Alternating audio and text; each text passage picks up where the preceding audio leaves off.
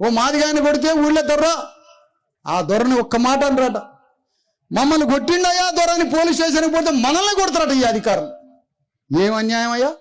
ఇన్ని అట్రాసిటీ కేసులు జరుగుతున్నాయే, దళితుల మీద నల్గొండ జిల్లాలో ఇన్ని దాడులు జరుగుతున్నాయే, ఈ పార్లమెంట్ సభ్యులు రెడ్లు, ఈ అసెంబ్లీలో పోతున్న రెడ్లు, ఈ అన్ని పార్టీల రెడ్లు, దళితులని ఎవరైనా రెడ్డి గారు కొడితే నువ్వు మా పక్కన ఉన్నావా, రెడ్డి గారి పక్కన ఉన్నావాయా? మా పక్కన ఎప్పుడన్నా ఉన్నావా? మమ్మల్ని పట్టుకొని పోలీస్ స్టేషన్కి పోయి మా ఓడిని కొడతావారా అని రెడ్డి గారి మీద ఎస్సీ ఎస్టీ కేసు పెట్టిన ఒక్క పార్లమెంట్ సభ్యుడు, ఓ అసెంబ్లీ ఎమ్మెల్యే, ఓ గ్రామ స్థాయి రెడ్డి నాయకుడు ఉన్నాడా మనకి ఎప్పుడన్నా? మనల్నే ఉల్టా కొడతారు పోలీస్ స్టేషన్లో. ఇదా న్యాయం? ఇదా ధర్మం? ఇదే నేను అడుగుతున్నా.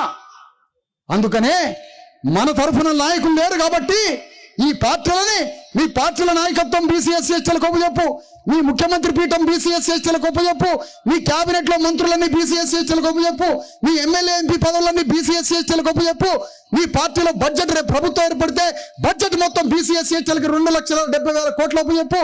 డీజీపీ నుంచి ఎంఆర్ఓ దాకా, చీఫ్ సెక్రటరీ నుంచి ఎంఆర్ఓ దాకా మా బీసీ ఎస్సీ ఎస్టీ అధికారులను పెట్టు.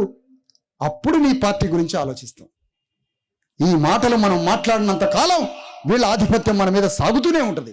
అందుకనే ఇప్పుడైనా సోయి తెచ్చుకుందాం, ఇప్పుడైనా ఆలోచన తెచ్చుకుందాం, ఇప్పుడైనా మనం రాజ్యానికి వద్దాం. ఈ ఒక్క